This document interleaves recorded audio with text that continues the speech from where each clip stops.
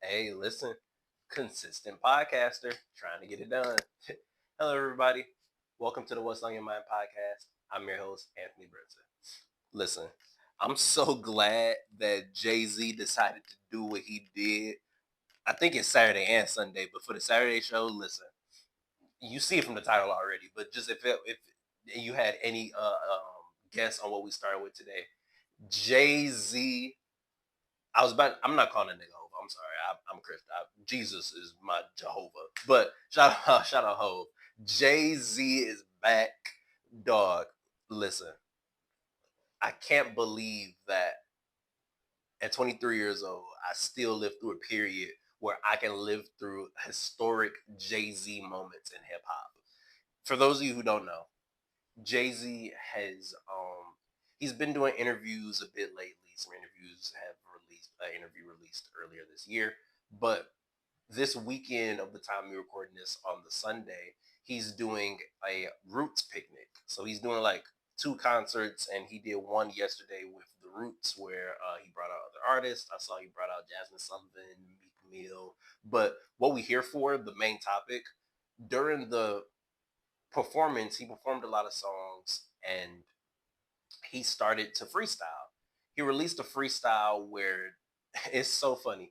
I tweeted, this nigga Jay Z, respectfully, was on some like fake humble and not saying he can't change his mind. I'm a big advocate. Everybody, people can change their mind. But on some like, we don't need battling in hip hop, it ain't really necessary for the culture. But like the Jay Z impression. Like he in this freestyle, bang, bang, bang, shooting at everybody that had his name in his mouth, and Jay Z in this freestyle responded back and dissed a lot of people in this freestyle. Mainly, ironically, mainly 2/3 of Young Miami and Drake and Nicki Minaj. And we go get into it. Listen, he shot at Drake, Nicki, Kanye, uh, allegedly. All this is alleged. None of this is confirmed. He says a couple people named, but none of this is confirmed. This is all interpretation, and this is all alleged. This is how one of these niggas, the main nigga I named, be in this suing shit. But allegedly, Jay Z shot at Drake, Nicki Minaj, Kanye, Tory Lanez, Tony Busby, the lawyer dude, responded to the Epstein rumors. And in that same shot at MAGA. Listen, Jay Z's been on a tear. And listen, y'all know how we get down. Y'all know with all of these episodes, we definitely try to make sure we still rolling. Definitely looking at the time. And shout out you guys. Definitely gonna make sure everything right. Hold on. Shout out to audio listeners. Shout out to ASMR listeners.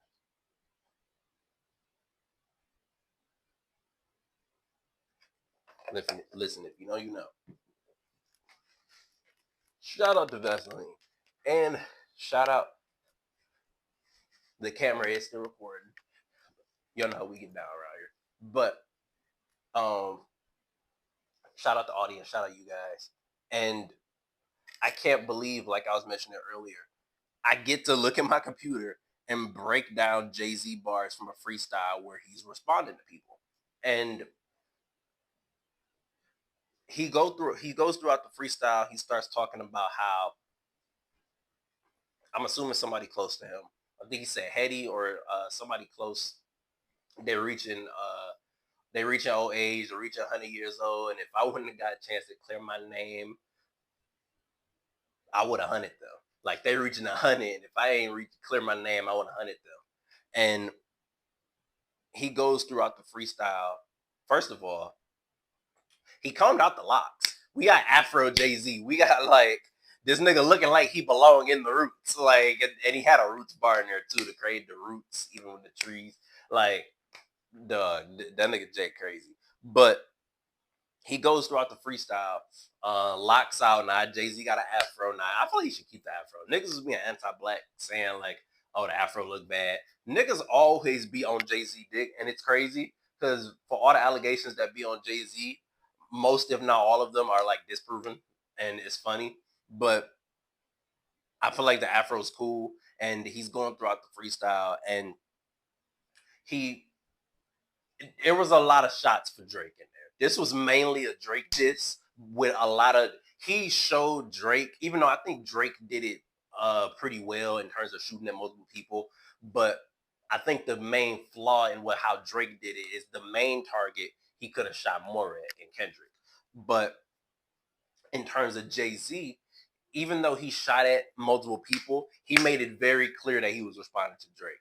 He starts off. I quoted a lot of the lyrics here to remember each diss, but he starts off towards the middle of the freestyle.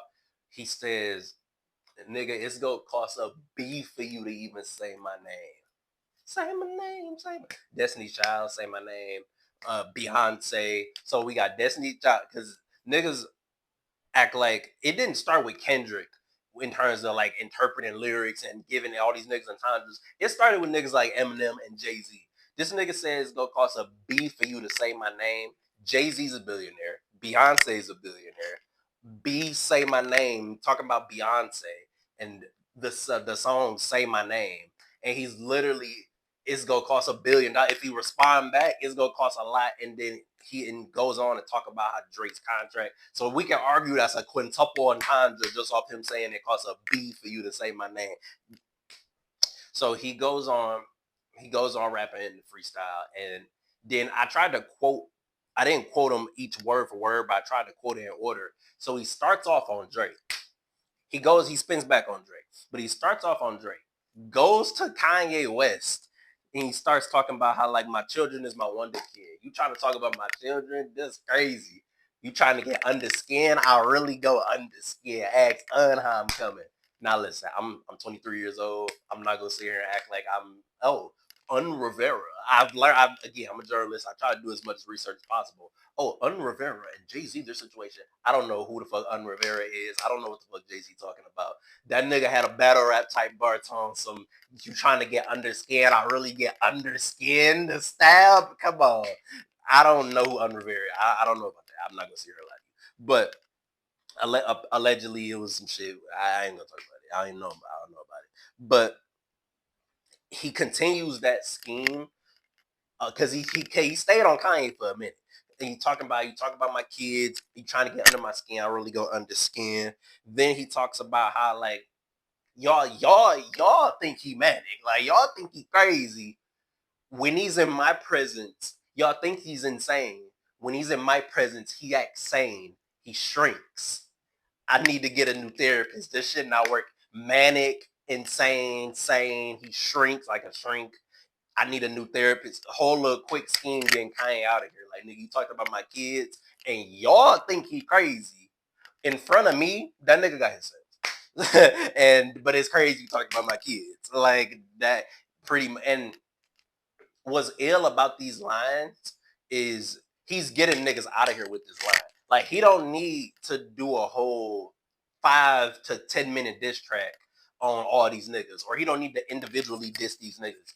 He got a freestyle off the dome while I'm performing, 3 minutes, getting y'all niggas out of here clean. So, so people debating who got it worse. I saw somebody say Kanye got it worse, and Kanye did get a nice little scheme that I just explained. But listen, that nigga, especially with I'm giving Jay. If you don't know this, I'm a Jay-Z fan, and by the way, I'm pretty sure I've addressed this on this platform before. But in the spirit of acknowledging bad takes or takes that just age bad or just opinions that change, there was once a time where I actually wasn't a lot hip to Jay-Z and Beyonce's music, and I'm like, listen, I don't really understand the hype on Jay-Z and Beyonce. I think they're a little overrated. I did my due diligence. I learned, and as y'all see, I'm a Jay-Z and shout out Beyonce, shout out B.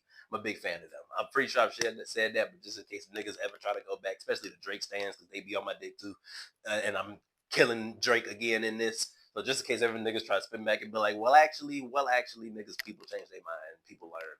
So while Jay-Z is going through this, and the reason why I went on that point is because I mentioned I'm a Jay-Z fan. I'm giving him all the entendres.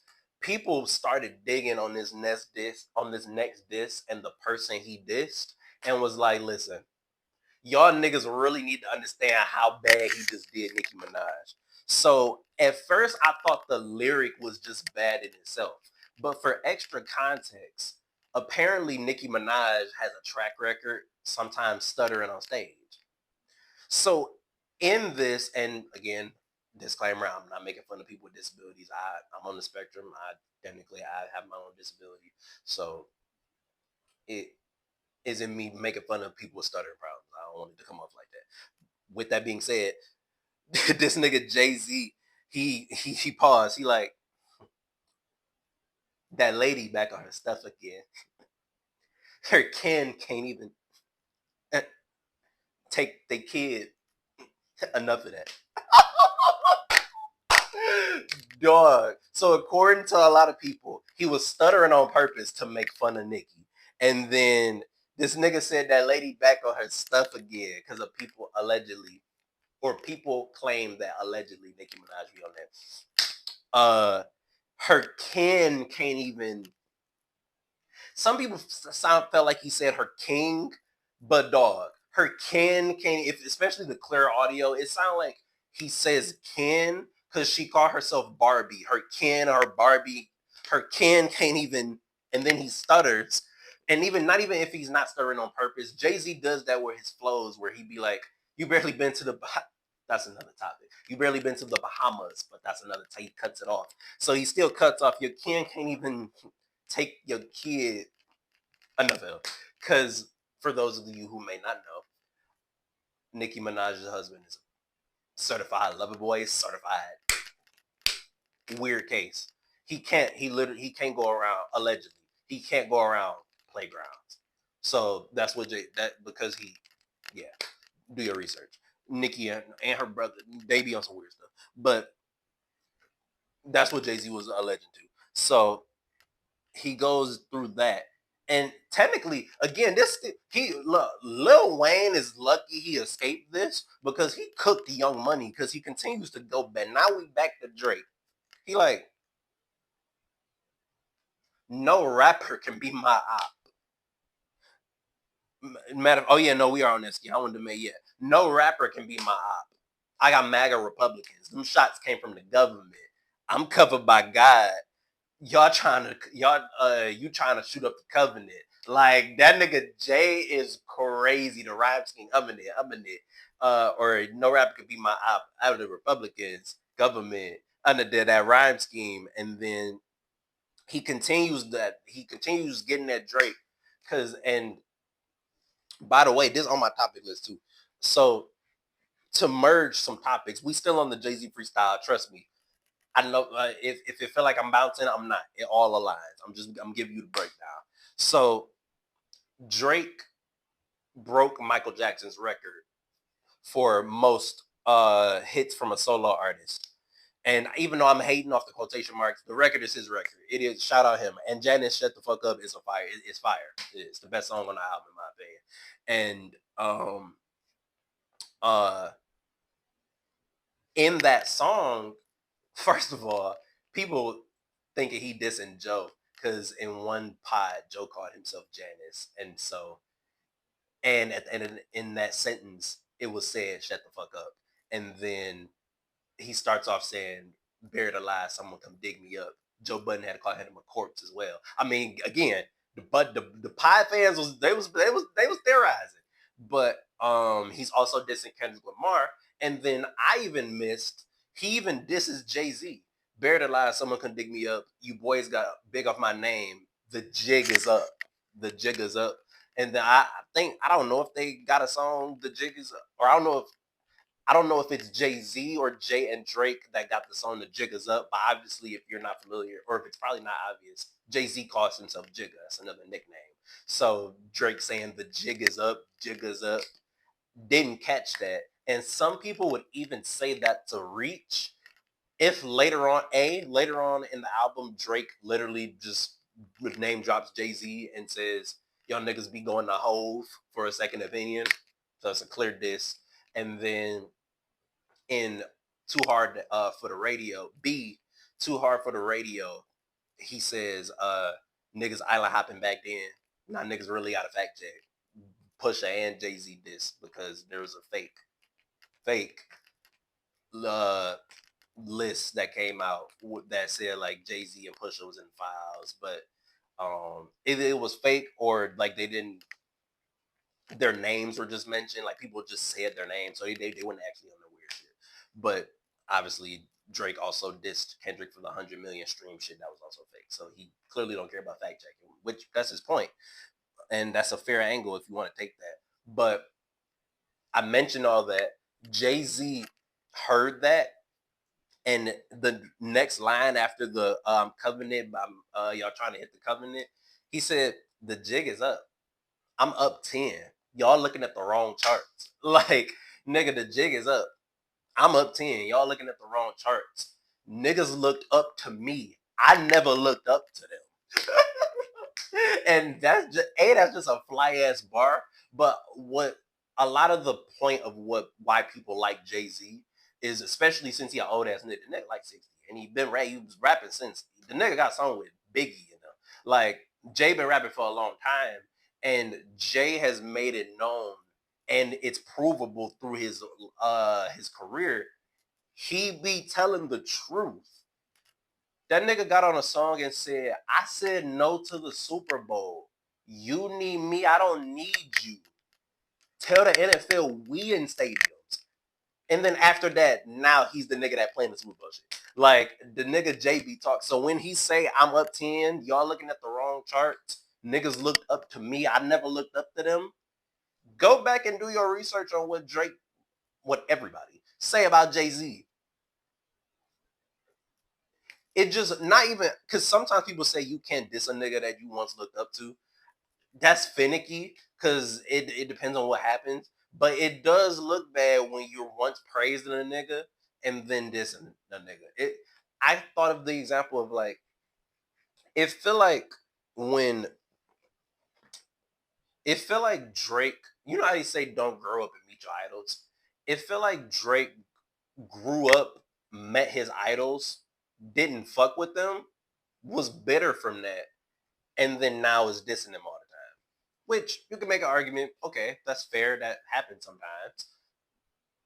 But Drake be the nigga that be starting shit with his idols. Like, nigga looked up to Joe Budden. Joe Budden fucked with him. He fucks Joe's girl, and then according to Joe, okay, cool. But then when Joe has an opinion on his music, now you hurt. But yeah, you going behind my back. Okay, fine. He claimed to not. I don't know what his issue with Jay-Z is, actually, to be honest. I actually don't know what the fuck his problem is with Jay. The point is, Drake claimed that he be targeted so much, but yet he's the one that allegedly starts these problems. So for Jay-Z to get this nigga a nice little quick few bars, you was dissing me all on your album. And Jay, let's say Jay actually felt the whole there's no need for battling and dissing the hip hop shit. He tried to be like, that's why the line of I need a new therapist. This shit not working. Cause Jay trying to be on some chill. If we taking Jay for his word, trying to be on some chill shit, be like, you know what? It's no big deal. I'm 60. I don't need to be dissing no more. And then this nigga dissing me multiple times, including dropping my name on his latest project, and the song that just went number one. Matter of fact, even if it ain't a diss, he name dropped me on the album, and the song that just went number one of his, saying the jig is up. What the fuck you mean the jig is up, nigga? I'm up. Jig ain't up. That's just a fly at that dog. I said to myself once I found out like apparently that was supposed to be a Jay-Z diss. Hey, that's a nice ass flip because that was a sneaky ass bar. I didn't catch that. I can never hear that bar the same though without hearing that flip because it's a quick flip. It's not the most oh my god complex. He said the jig is up. But it's a quick ass rebuttal to be like the jig is up, nigga. I'm up. I'm a billionaire. A rapper can't be my op. I got the government on my back. Like, do you understand? And again, all rappers try to sum people. All rappers try to little bro people. It's different when it's a nigga who's actually a billionaire. He's telling the truth.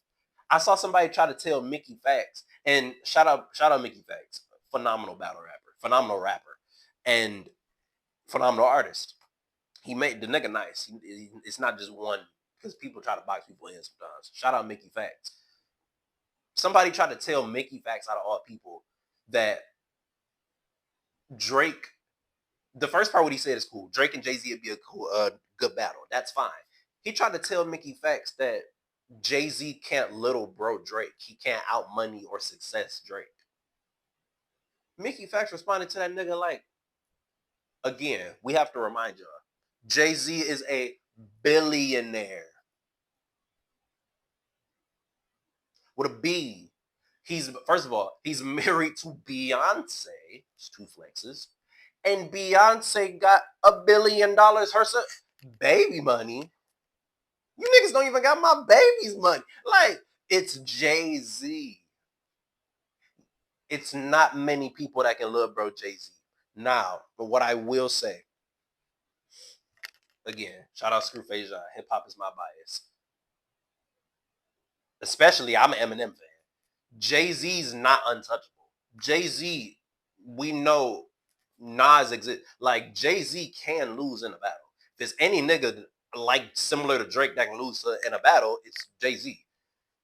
Jay-Z had the biggest L in hip hop before niggas like Ja Rule and 50, and then now Drake, the nigga sued. So it's like, if it's two niggas that know about taking a big L in hip hop, it's these two. But like, and I do genuinely think it'd be a good back and forth. But like, respectfully, if you could, like Kendrick said, you better off spinning on Pusha if you better off fucking with me. Like, if you couldn't fuck with Pusha, if you couldn't fuck with Kendrick, and not disrespectfully, these are legends. If you couldn't fuck with Pusha, if you couldn't fuck with Kendrick, Drake, I don't think Drake, even before 2024, I don't think Drake can fuck with Jay-Z. The problem with Jay-Z, even in the Nas battle, like even with Renegade and even with the Nas battle, people act like Jay-Z got obliterated to the point where he didn't put up a good fight.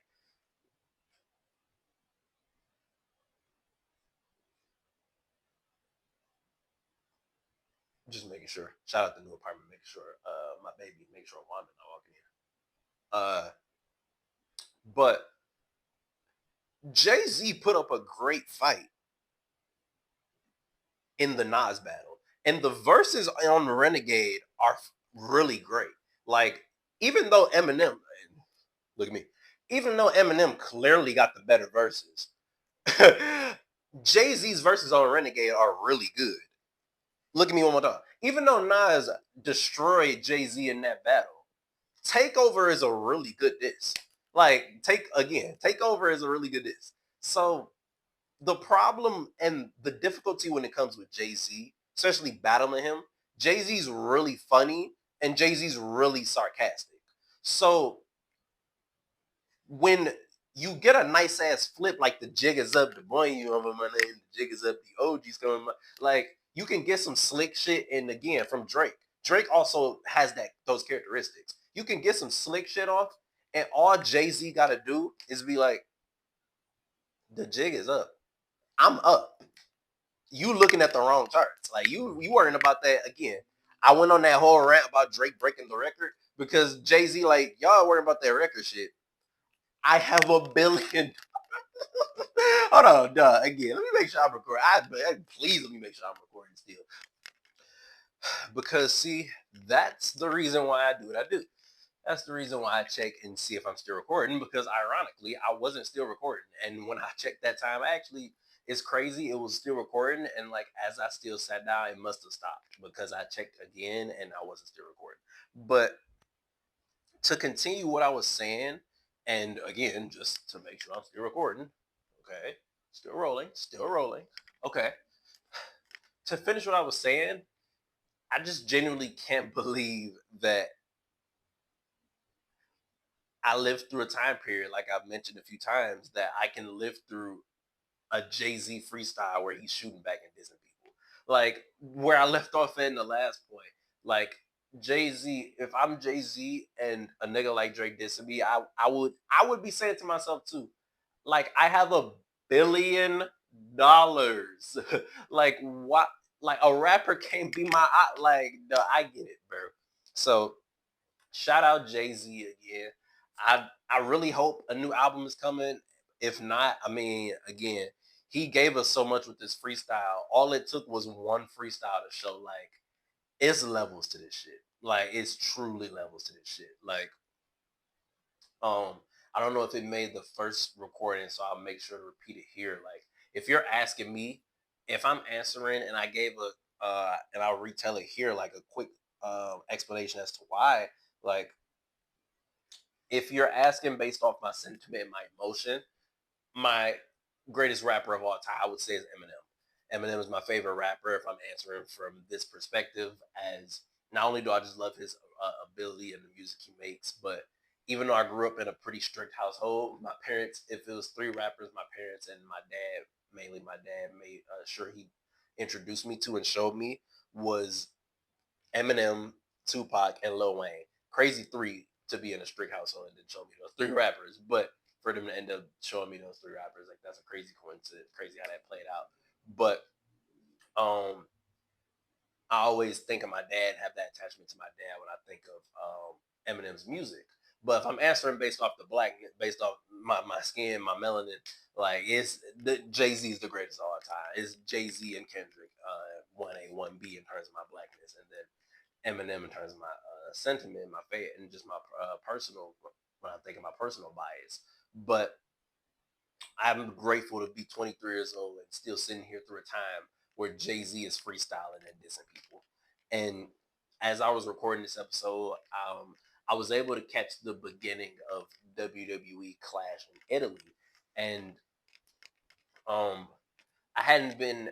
I've been making sure to keep up with the WWE. Shout out people like Santi Zab, Sancho West, the Wrestling is Cool podcast. Shout out Sancho as just an individual creator. Shout out people like Simon Miller. Um, gosh, I'm blanking on. Trying to name. I'm not trying to leave people out, but shout out the internet wrestling community. Even though as a whole, the internet wrestling community be on some bullshit sometimes. But a lot of the creators, shout out a lot of you guys for making the wrestling content you do, and even similar to me, because I guess it still counts as wrestling content. Making sure to keep wrestling alive and wrestling interesting, especially when the product itself isn't producing the most interesting content. But their build up to Clash of Italy hasn't been the worst, hasn't been too bad. And the pay per view started off, it didn't start off awful. I mean, when I turned it on, I started, when I first put it on, Cody Rhodes is in a chokehold with Gunther.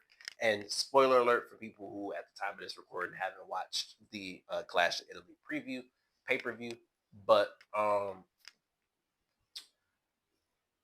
the match, Cody Gunther, the match ended a little weird. I'm gonna be honest.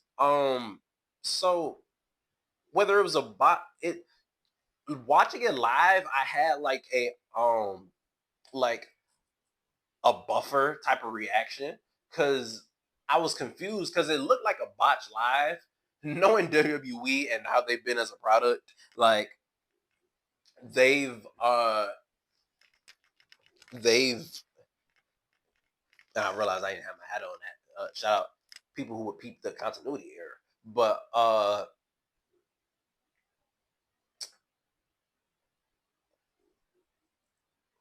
well, yeah, it would be a cut because I was about to say at least I went off and at least it's not a jump cut. That'd be so bad. I would literally stop it again if it would have been a jump cut. At least I went off camera and then came back. I didn't have it on, but I just put it back on. But so knowing the WWE, this decision could have been on purpose, but it looked like a botch to where Cody Rhodes went for the pin, and apologies if you guys hear any barking or anything like that. But Cody Rhodes went for the pin, and he, as he grabs Gunther's first leg, Gunther's second leg is kind of like, even visually looking at the TV, but obviously on our end, it's kind of, his leg kind of on the off camera side, and as he reaches for the pin, the other Gunther's other leg reaches the bottom rope, and for people who aren't familiar with WWE context and who maybe don't watch wrestling, when in a standard match or a regular match with regular stipulations, when a wrestler puts their foot on the bottom rope, that's supposed to stop the pinfall or submission, and that's the ref is supposed to stop the match and stop that moment and allow the match to continue on, but stop the pinfall or the submission. The referee instead continued the pinfall and stopped the match in its entirety and gave Cody Rhodes the win. And Gunther reacted in a way he's like, wait, the bottom rope, like my foot, like what's going on? And the replay does show Gunther's foot was clearly, it was under and then on the bottom rope. The pinfall should have been stopped and Cody shouldn't have been declared the winner. But Cody was given the pinfall, and I'm not the hugest fan of the ending because even from the point I saw, the match felt really dull. It felt like a really dull ending. And then shout out Santi that people I went to his stream, people in his chat were saying like that was it in its entirety for the match. And it really felt like an underwhelming end, especially for a Cody Gunther match. And it puts, this is the problem that WWE has created with themselves and Gunther, because since they allowed this nigga to retire John Cena, AJ Styles, and Goldberg, and since they placed the career killer moniker on him, now it's put them in a position to where, in theory, he can't lose. And a lot of times what happens in the WWE, they try to, when they put superstars on this high of a pedestal, they try to protect them. So in this context, that means, either having them remain undefeated, or when they lose in a way to where, oh, you had to throw the kitchen sink, you had to throw the refrigerator at him to make sure that he lost. And that didn't really happen with Gunther. He just really lost clean, lost for a referee botch. And if it was a botch or if it was the correct decision and it's a storyline botch, it's a pretty dull ending, at least in my opinion. And I relate it sort of to when sometimes writers or mangakas, when sometimes they have the problem of creating the overpowered character to where the character is too strong and then now they got to find a way to write them out the story so they get a random sickness or they get put in a box. Peep the shirt I was wearing last episode. But it really puts them in a tough position to where now we get an ending like this, to where now Cody Rhodes is still the champion. I personally, I don't have nothing wrong with that. But what does this do for Gunther's character? Does this affect his character? Was this a botch? Was this on purpose? Does that get figured out? I mean, sometimes we don't really know that, but sometimes those plans get revealed. I mean, very peculiar ending, I'd say the least. But as the show continued on, and it's so funny because shout out wrestlers Michin and B-Fab, who will be in the next match I talk about. Dog, I think it was Michin. Bro, she was a Jade Cargill instinctive save away from messing up the next match. And we would have had two matches messed up with the bottom rope situation. And I explained it earlier because we then get into Jade Cargill versus Rhea Ripley. And shout out Jade Cargill. People have been trying to say like, oh, Jade Cargill has had a longer time to progress in the business and learn the business. And listen, I've been a fan of Jade since day one. I saw her in WWE and I was a bit familiar with her from AEW. And I think she was even, shout out, she was on the Joe Budden podcast recently, and I think she said Mark Henry discovered her. Shout out Mark Henry. If I am remembering correctly, and that is true, Mark Henry has always been a great scout for black talent and just for talent in general in the WWE. I think he has a story of putting Daniel Bryan on. Like, it's a very keen eye and talent Mark Henry has. And we get into this match with Rhea Ripley, and like I said, Jade Cargill has been cooking for the past, like at least if you want to say she's been improving as of recent, ever since she wrestled Jordan Grace, Jade Cargill been hooping.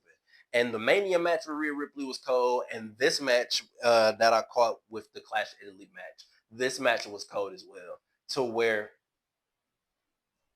Jay, you can really show, even the announcer said it. Like Michael Cole announced, like you can really see Jade Cargill's maturation process as she continues to wrestle in the business.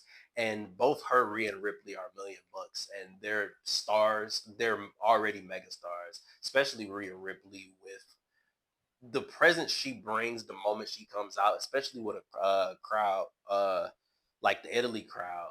Both her and Jade stole the show, especially with it being the second match following the WWE title match. I think Jade and Rhea put on a great performance. I think they put on a better performance, at least from what I saw between Cody and Gunther. And it was a really good match between Jade and Rhea overall. And after that, I was able to catch but the Obafemi and Brock Lesnar rematch, to where the WWE was branding the rematch between Obafemi and Brock Lesnar as like the biggest rematch in sports history and biggest rematch in a while, most anticipated rematch. And so if you recall back to a previous episode of when I talked about it, Obafemi seemingly retired Brock Lesnar at WrestleMania, but Brock Lesnar ended up coming back. And like I mentioned, I hadn't been watching WWE too consistently in the most recent weeks. That's why I hadn't mentioned it in the last episode. But I was keeping up with it, and then I saw Obafemi just on a random episode of Raw attack Brock Lesnar attacked Obafemi, and Brock Lesnar's back, I guess. And we get to a point to where Obafemi and Brock Lesnar are now rematching in Italy. And it's funny because as the match was starting, I was like, okay, I was cleaning up a bit. I was preparing the pod, and I'm like, let me take the trash out real quick. And I'm thinking to myself, let me hurry up because what's gonna happen? Knowing the WWE, knowing I've been watching wrestling for a long time, Brock might fuck around and attack Oba while she or the announcer is announcing Oba's name, and then I'm still miss the match, and it's gonna end that quick, bro. I was this close to being right. As I come back, I waited until at least Oba was announced. He doing the strut. He walking down. He gets in the ring. I'm like, bet, let me take the trash out. It's right outside the crib. I walk out, run, take the trash out. I'm coming back in. Literally, she gets done saying Obafemi's name because they waited till they got in the ring, and then I'm assuming Brock went first. They announced him first, or Paul announced him first, and then they announced Oba. And just as she finishes Oba's name, he turns around. Brock Lesnar runs up, attacks him. Boom. F5, F5, F5, F5, F5. 4 F5 straight. And I'm thinking, bro, please don't let this be a squash match and it end that quick. A squash match is when one opponent squashes or beats the other opponent really fast. Obafemi kicks out. And I'm like, all right, we at least get a longer match. And I don't know how the copyright laws be, so I ain't go through the whole start to finish. But Brock Lesnar gets him in an arm lock, gets him in a Kimura lock. Looks like Obafemi go tap. This nigga Oba managed to kind of lift this nigga off like one arm. Boom, slams Brock Lesnar. It gets to a point where it gets outside the ring. Obafemi looks like he about to hit a choke slam. Brock Lesnar reverses it. Another F5. This time through the announcer table with Obafemi. Thinking the match about to end. Oba sitting there gone. Next thing you know, this nigga Oba like walk to the ring. Bro, me and Brock Lesnar was looking like, bro, what is up with this nigga? Obafemi gets some offense. It looks like Obafemi's about to make the comeback. Very last second, as Obafemi first, he got some offense, boom, hitting him, scooped Brock Lesnar, picked him up, boom, threw him. I ain't gonna throw. I was gonna reenact that. I ain't gonna throw nothing. Grabs Brock Lesnar, throws him And we think Obafemi's about to win. He prepares Brock Lesnar for the finisher. Brock Lesnar gets the reverse, scoops Obafemi. At this point, I thought it was a 6. 7th F5. 1, 2, 3. Brock gets a little win or whatever. And again, it's sort of an awkward position, at least for me, to as I react to the match, because it's like there's a net in here, so I'm looking like, where's bug just flew somewhere. But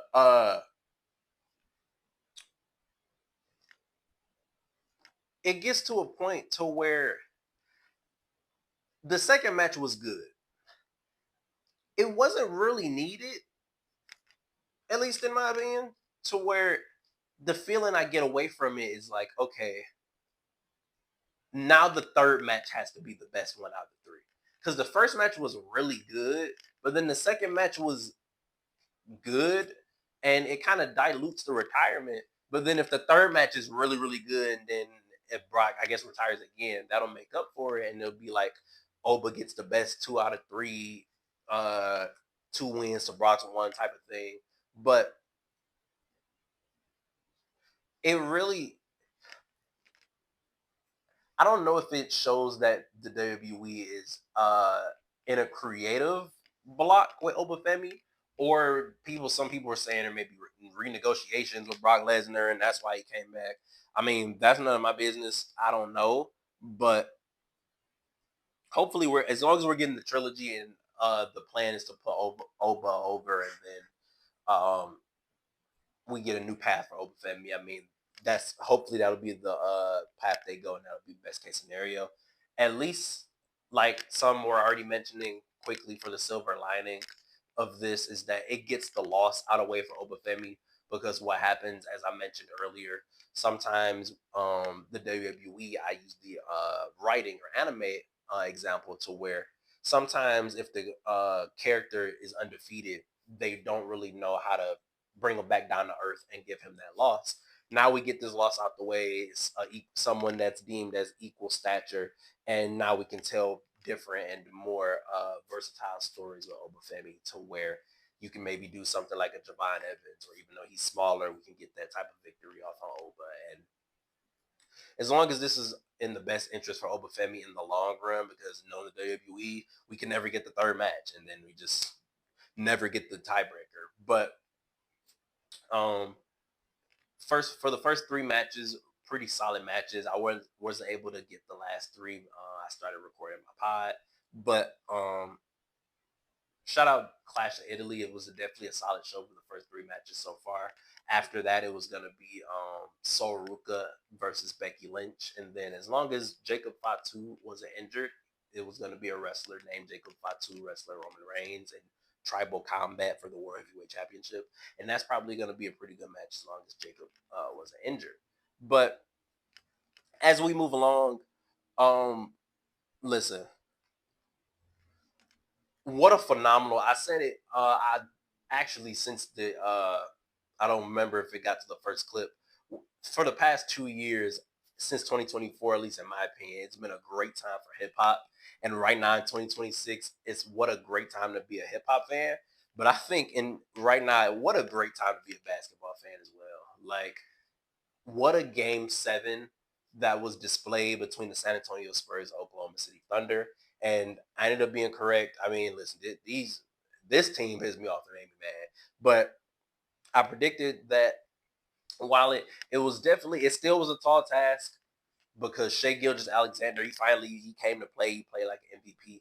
The Spurs and Victor Wembanyama were able to get it done. I mean, I'll even be honest and objective and say, at least for this individual game, Shai Gilgeous finally played like the MVP caliber player he is, and he outplayed Wemby, at least offensively. It looked like he was unguardable, but unfortunately, the Oklahoma City Thunder didn't seem like they came to play with the same intensity that Shai did. People like, I'm a big Alex Caruso fan. Caruso FC is down a lot of points. Caruso struggled. Chet Holmgren struggled. Chet Holmgren is sorry. Chet Holmgren is ass. Like, I don't want to be too disrespectful. I'm going to just leave it there. Like, Chet Holmgren is ass. Like, he is sorry. That was pitiful performance all series from him.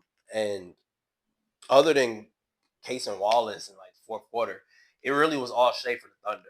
And even though Wemby had struggles offensively, he still had a pretty big enough impact, especially defensively.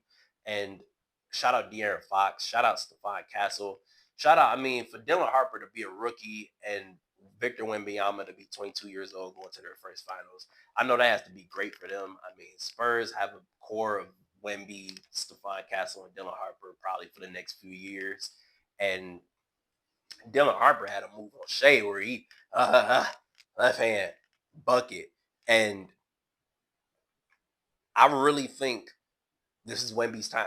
I mean, to segue into my prediction with Spurs Knicks, I mean, I think we're seeing the beginning of a great story being written. I mean, let's paint the picture. We have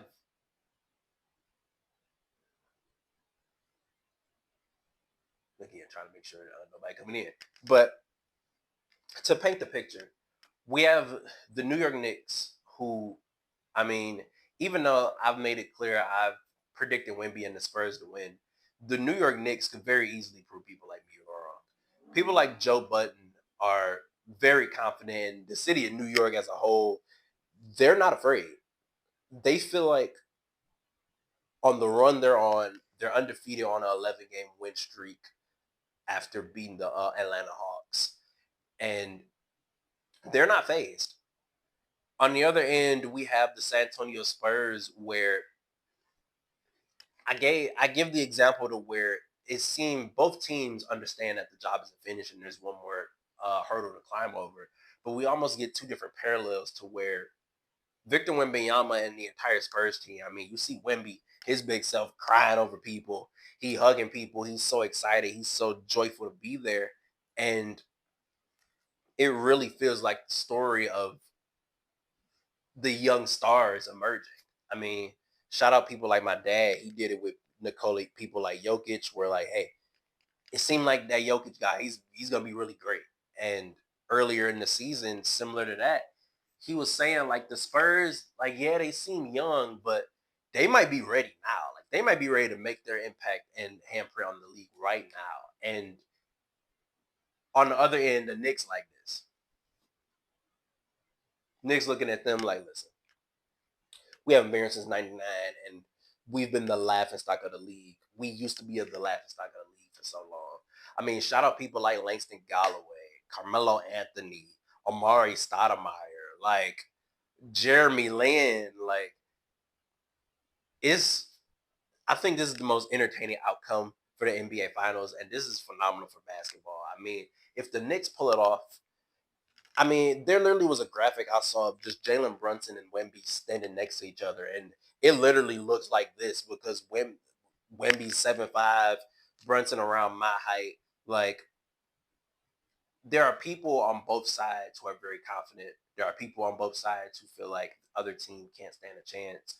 At the end of the day, we're in for phenomenal hoops and great basketball to where Jalen Brunson and the Knicks, Karl Anthony Towns, Mickeal Bridges, OG Anunoby, like they're playing a level of basketball. They're playing so good to where people are confused. People are questioning like, wait, is the East just that weak or are the Knicks that good? And in the West, 22-year-old Victor Wembanyama, I mean, the league is in his hands. I feel at the time of this recording, he showcased what he's needed to show that he's the best player in the world.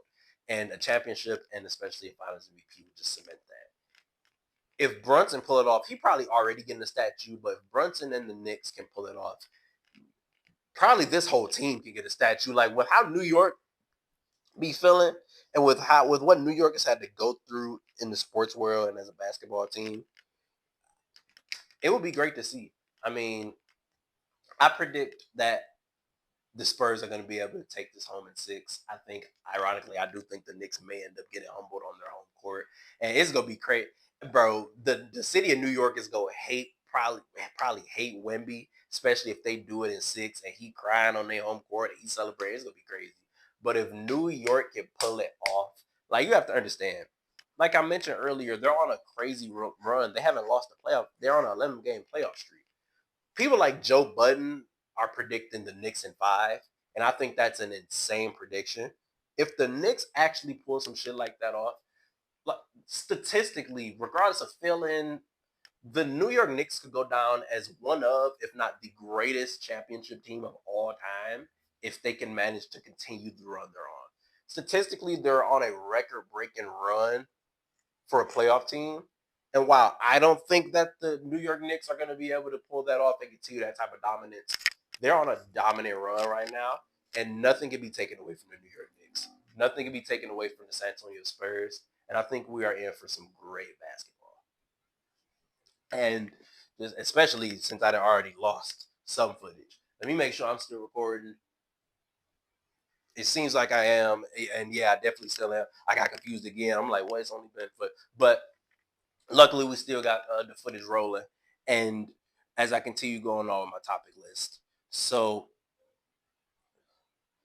to keep it in sport, to keep it in sports a bit. So listen, so it's so crazy.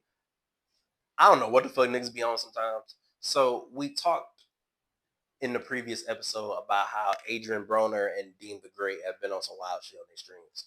So so I'm gonna combine these because I can't believe that both of these happened. But in random and crazy news, I have what the fuck next to both of these. So Dean the Great was arrested on a robbery charge, on attempted robbery, and I think he's been let out ever since. But then Kendrick Perkins was seen. This man was almost fighting his son AAU basketball game, and he stood 10 toes on it. So if you look on social media, Kendrick Perkins, it seemed as though that there was an argument that led to Kendrick Perkins. He ended up being having to be held back by a lot of people, and he's a big guy. He's like 7 feet, and he explained his side of the story. Like, hey, I think he said people were threatening somebody on his team, like on his son, because like it was his son's team. I think he runs a team, and then somebody was threatening somebody, and he was about it. And for both of these cases, whether it's Dean the Great or Kendrick Perkins, I do hate sometimes when black men are seen in this type of light and they're unfortunately caught in moments like this because we're human. Isn't it? We shouldn't be put on a pedestal to act like we can't have these moments and can't showcase these type of emotions. But wouldn't want to see a black man in jail and Dean the Great. And then for Kendrick Perkins, he's defending his team's honor, but unfortunately, you never want to see people get out of their body, act out of character like that. But I mean, leave people alone. Again, Dean way too rich. You that nigga way too rich. You way too rich to be robbing people, dog. And then Kendrick Perkins way too big to be fighting niggas. But at the end of the day, dog, let's just stay out of jail. Let's try not to be fighting unless it's professionally. And shit, let's move on. Uh, let's see. Let's see what I want to talk about next. So to keep it in what the fuckville for Twitter, because I'm gonna end off on with Kevin Hart. For the end of this podcast, we definitely end it with Kevin Hart. We definitely addressing that. But as I'm continuing to be on Twitter,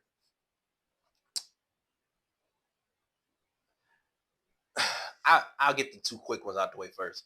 Because so I think her name's Hannah Hoops. Shout out Hannah Hoops. So I think she tweeted Draymond Green. Now to be fair, she did call him the B word. She did call him the B word. She did call him a bitch. And she was like, I think it was because I think she was cheering for the Spurs and they won. I don't know why. It was so weird. This is so random. Like, Hannah Hoops is a young lady who is on Twitter. She tweets. She's just a young lady tweeting about basketball, really. And she tweeted at Draymond Green, and she did call Draymond out his name. She wasn't calling him like, you a bitch ass nigga, but she was saying like, yeah, go, like, where you at now, bit, like something like that. But everybody don't play like that. Everybody don't speak like that. And Draymond Green proceeded to reply under her tweet and said, "I will shut up or I will crush your babies." Because Hannah has two babies on her Twitter uh banner. My nigga Draymond, dog, listen. And then to combine these two, Devin Haney, there was a clip of Wiz Khalifa boxing, and he looked straight, but it's Wiz Khalifa. He's not a boxer. Devin Haney go quote tweet telling some this nigga look ass to Draymond Green and Devin Haney. Shut the fuck. Shut like dog. Draymond. First of all, you're Draymond Green. Why are you responding to Hannah Hoops on Twitter? And then if you want to respond, you're human. Cool, dog. People go on this whole rant on how Draymond need mental help, how he had got anger issues, and then he understandably so defend himself like, nigga, it's just basketball. When you go out of your way to say you're gonna crush someone's babies, and Devin Haney, when you go out of your way to say Wiz Khalifa, a older rapper, not that he that old, but like a old rapper in his 30s, 40s, saying that he can't box, what the fuck do either of y'all gain for that? What do either of y'all gain for that? There is absolutely zero reason for either of these segments to happen. Thank you as a podcaster and give me shit to talk about. There's no reason why Draymond Green should be responding to Hannah Hoop saying she gonna crush the babies in her profile, and why Devin Haney, world champion boxer, is saying Wiz Khalifa is trash. That could have been an opportunity for Devin Haney to reach out to Wiz and see if he needed help and see if he wanted to improve his boxing, make content. That could have been a whole thing. Black Unity. That could have been a whole thing. But now we got Devin Haney going out of his way to shit on Wiz Khalifa for no reason. And I'm surprised neither of these situations got more traction than they did, because these were from both of their official pages. And I'll say allegedly just to make sure that I put that on myself, because I could be wrong, but I don't think I was. And if I am, then that's the importance of this disclaimer. But both of their Twitter pages, pretty sure. Like, I don't know. I'm surprised both of these situations didn't get talked about much. Even if they were fake, like niggas, the biggest Joe and them, Joe Budden podcast and them sometimes be talking about fake shit, knowing it's fake. Even when they don't know it's fake, they don't correct themselves sometimes. They don't give an excuse, but like we pod. At the end of the day, this is still a podcast. I am an actual journalist, so don't get that twisted. But this is still a podcast. But so before I get to that Kevin Hart shit, so to take it right back to music for a second, so shout out the Effective Immediately podcast. Shout out Gina Views, and shout out DJ Head. So to stay on the topic of going out of your way, he expressed, and he did go on to say that he was joking. He went on to express that there are some DJs in the West Coast area who feel Drake is trying to divide the Bay and Los Angeles with his record Too Hard for the Radio. He dissing Mustard, dissing Kendrick over a West Coast beat. And so he feels and was told by other DJs that they're not trying to really get into that type of mess. And so he said he decided to make an edit. I'm trying to be so nice with this. He made an edit where he removed the disses out of Too Hard for the Radio from Drake. And then you can use that version to play it as you like. I'm so glad Gina, in the nicest way possible, was like, so who was that song for? The people that wouldn't play it anyway? Like, if it was a joke, to give him his word. Because the main thing for me was like, if there's if the DJ Head version is out there somewhere, you wasn't joking, dog. But if I still haven't heard the version, so, and I'm pretty sure Drake stands on Twitter would have clowned him for it with the version. I mean, if there's no proof of it, I guess it was just a terrible joke. Because, dog, if you don't want to play the song, listen, this episode has had a lot of technical difficulties. My bad, y'all.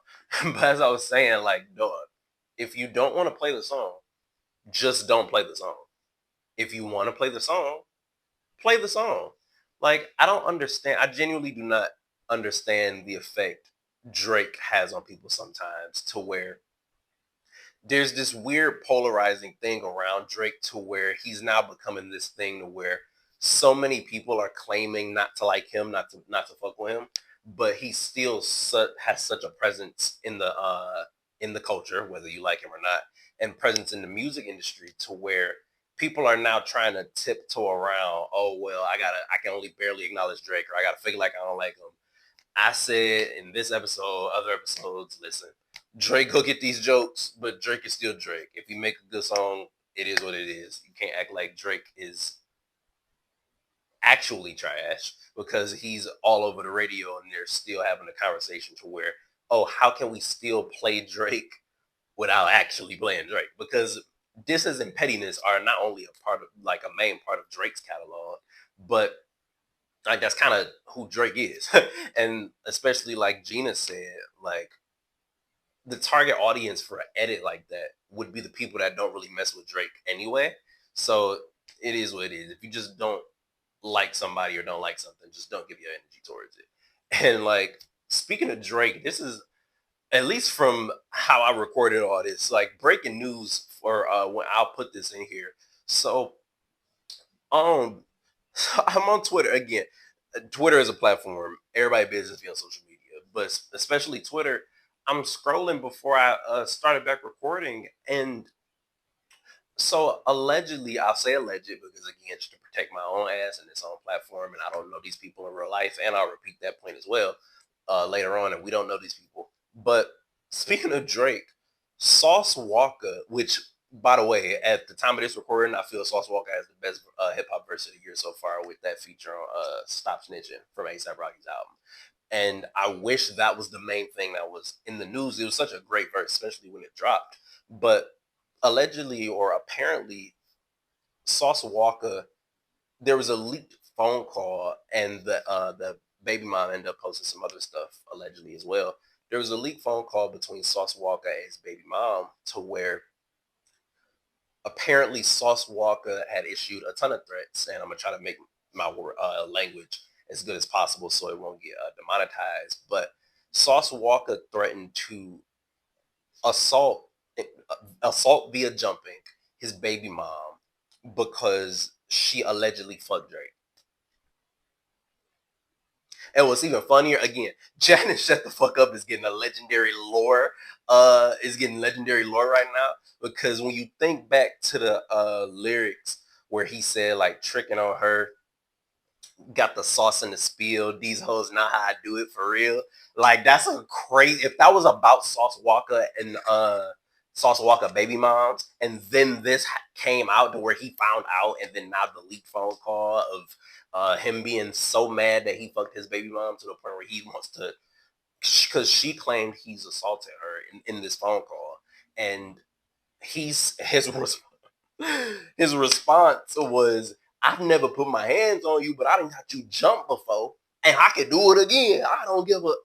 I'm sitting here like, oh, okay, all right, none of my business. And like, I don't get this. Is what I said about the effect Drake has on people earlier, because the main thing this nigga Drake is known for and known to be disliked for is fucking other niggas' women.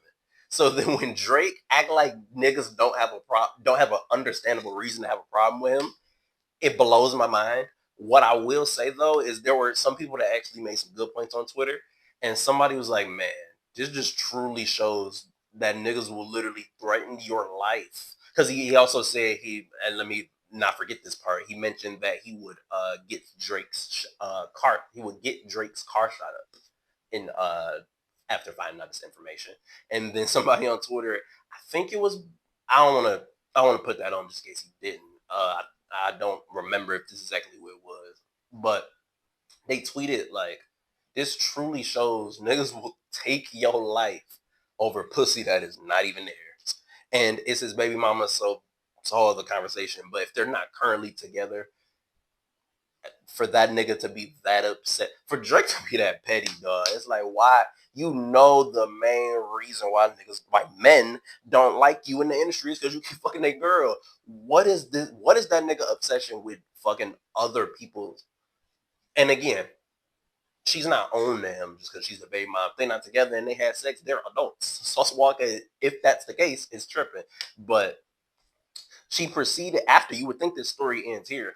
The baby mom proceeded afterwards to post about how, because I guess in the argument and in their debacle, he was saying like, I can get this done. I'm the richest rapper in Houston. Da, da, da. She posted that nigga bank account, and while he got more money than me, it was like the most. It was 3 separate accounts. Which, by the way, he's a rapper. He can have multiple accounts, so this really don't really do anything. I don't understand why she did this either. But it was like a screenshot of three accounts under one bank, and then the most one of the accounts has like 16,000. Which, hey, I ain't gonna scoff at nobody that got 16K. But I guess her point was to try and make him emasculate him or make him look like he got less money than he actually do. Which he's a rapper, so a lot of rappers fake the status they have. I'm not saying it's right or wrong, but a lot of rappers do that. But I guess that was her point. So my point in this, other than just potting, is especially with the topic I'm gonna end with after this, because like I'm Kevin Hart lucky the first version of me talking about this got cut, but we end the pile with that. But it's really unfortunate to see black men in this light, just like I was talking about Kendrick Perkins and all the other shit, because at least in Perk example, and it's one thing at least in Perk's example where according to his side, he's defending his honor and his team and son's honor. Sauce Walka, allegedly, if this is true, literally is threatening to beat a woman again, or threatening to get her harmed a second time. Saying he goes shoot up somebody's car, like very damning things to be found online, and to then have your business put out there about a baby mom.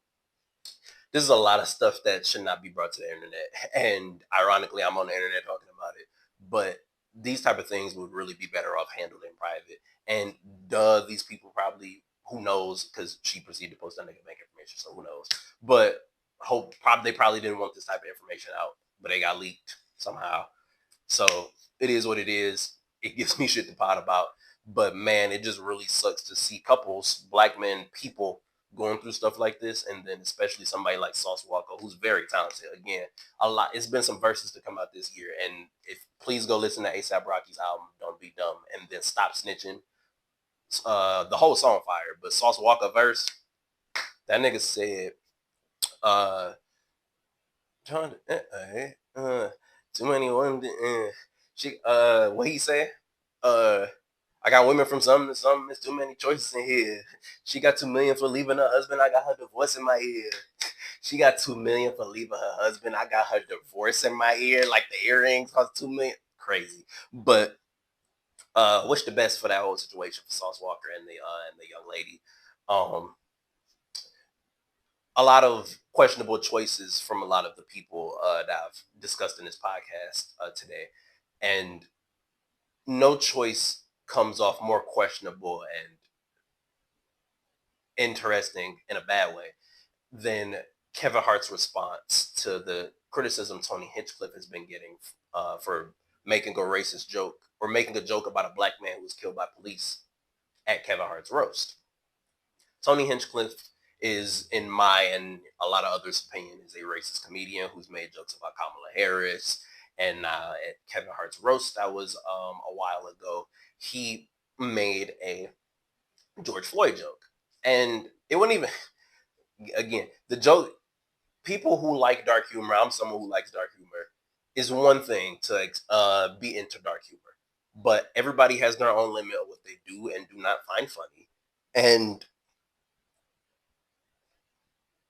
there was no setup to the joke. He just said, "Oh, George Floyd couldn't breathe." Like it was an awful attempt at a awful joke, regardless, and distasteful joke. And so Kevin Hart was receiving backlash for that because he was the one who put together the roast, invited people, chose who to be there allegedly, and also allegedly made it be known like don't tell certain jokes. And so people were giving him criticism and asking like, well, why would you even allow him to make that joke? Do you like that joke? How do you feel about that? Et cetera, et cetera. And he was recently on the Breakfast Club, and I just don't understand how this could have been Kevin Hart's response. He went on the Breakfast Club to talk about how, I mean, it is what they do. It's what those type of comedians do. I mean, it is what it is. And then Charlemagne, I'm very glad he did this. Charlemagne asked him very directly, do you feel it was too far for Tony Hinchcliffe to make that George Floyd joke? Kevin Hart's response was like, I mean, it's Tony Hinchcliffe. Like, I mean, what do you want to do? Like, and then Charlemagne again asked him, like, so you're kind of saying, like, the point is to go too far. And he's like, yeah, I mean, it should not be difficult for anyone of their community, especially a black man of the black community, to defend us as people and defend the community and call out a joke for being too far and call out a white man for telling a racist joke or telling a racist comedian, someone who's been deemed a racist comedian by black people and even some fellow comedians who are white. Like, I think Shane Gillis called him racist. It's not hard to say, yes, that joke was too far. You know why he can't do that? Because he probably didn't feel it was too far. He got on another black platform and defended a white man telling a joke about George Floyd when he was literally, allegedly, they saw pictures of that man. He was at George Floyd's funeral. And people try to do the dumb shit where they be like, oh, well, black people laugh at certain things. Why can't white people make certain jokes? Or, oh, you laughed at a Charlie Kirk joke. People are trying to do that too. Y'all laughed at a Charlie Kirk joke. Why y'all couldn't? Charlie Kirk was a racist who went out of his way to talk badly about black people and black women and George Floyd. George Floyd was a random black man killed by police. There's no parallels. There's no comparison. And the message I'm going to leave you all with today is, especially if you're black, and even if you aren't black and you're in your own community, there should be no acceptance on people making jokes, especially racist jokes, to harm your community. And I just was in a previous episode, even though Drake's a hypocrite, praising Drake for calling out DJ Khaled for being Palestinian and not saying free Palestine and not being able to. Even when he's asked about it, all the stuff that's been going on, you can't even speak up for your own community, especially when your community is expressing outrage and asking you, Kevin Hart, to be like, hey, at least criticize it a little bit so we can give you the benefit of the doubt. Be like, all right, you know, he had to do what he had to do. It was the event. He was on camera. He just gave a little nervous laugh, and he's going to at least just say it was a bit much later. That's all he had to say. He didn't have to call Tony Hinchcliffe a bad comedian. He was asked very directly, did he feel the joke was too far? And he couldn't even provide a yes or no, but he pretty much defended Tony Hinchcliffe. Like, I'm not really exaggerating his words that he used. If you go look at the clip, it's on the Breakfast Club. It's out there. And there are certain words that I'm going to refrain from using because Kevin Hart is still a black man, but it paints him in a certain way when he tries to attempt to gaslight people, black people who are upset at that joke, upset that a white man made that joke, and upset that the black man who hosted that event laughed at it and then didn't have anything to say about it until he defended the white man. I talk about on this platform, especially with the title of this platform, to just talk about what's on your mind. And when black people are expressing the things they feel and talk about how there's someone outside the community that's attempting to harm us and you guys are allowing them to do so, that's the main problem. Unfortunately, racism, I heard somebody say racism there may never be a way to get rid of it. And as much as we can call out Tony Hinchcliffe and call that nigga a racist trash comedian, there's nothing we can do to change racist or white people or people's minds who already have a certain feeling about us as black people and about certain people as black people. And especially you can't talk to no comedians who be like, jokes is jokes. They're just jokes. Not that deep. Like, you can't talk to those people like that. But when you're within the community and when you're trying to express and we're trying to express hurt and harm and discomfort from something, and then the immediate response is to try and gaslight us and make us not feel we shouldn't, and make us feel we shouldn't feel that way because it's a roast. That's what they're do. That's what those type of comedians do. It's Tony Hitchcliffe putting your shoulders, shrugging your shoulders. That says a lot about how he views the black community. And how I view the black community is that the only way to like being black is to, the only way to correctly be black is to like being black, is to love being black. And if you love your blackness, you would not be okay with somebody like Tony Hitchcliffe making a joke like that. And if you love your blackness, not, I'm speaking in general now, not to Kevin Hart, not to anybody in particular. If you love being black, it is okay to express that. And it is okay to call out when you feel harm or discomfort from someone outside our community, making, even if it's within the community, making a comment that harms you, not only your feelings, but your race, your melanin. Don't ever let nobody disrespect your melanin. Period. And with that being said, I'm really grateful for you guys for giving me this platform. Like I always say, I'm just very grateful to be able to do this, to be able to pod, be able to look at my phone, have my tripod set up. Very, very easy setup, just in my apartment, being able to pod with you guys. And I'm very grateful for you guys listening to me. This episode has some technical difficulties, but I'm gonna make sure I try to get this up. And hey, especially if I get this up Monday, but even if I get it up Tuesday, pretty much week back to back pods from one week to the other. Listen, we going from 2 months, 3 weeks, 1 week. I'm trying to get at least 2 episodes a week, trying to get there. But I'm really grateful for you guys being on this journey, listening to me, being a part of this platform, and please never hesitate to tell me what's on your mind. Thank you guys, and I'll see y'all soon.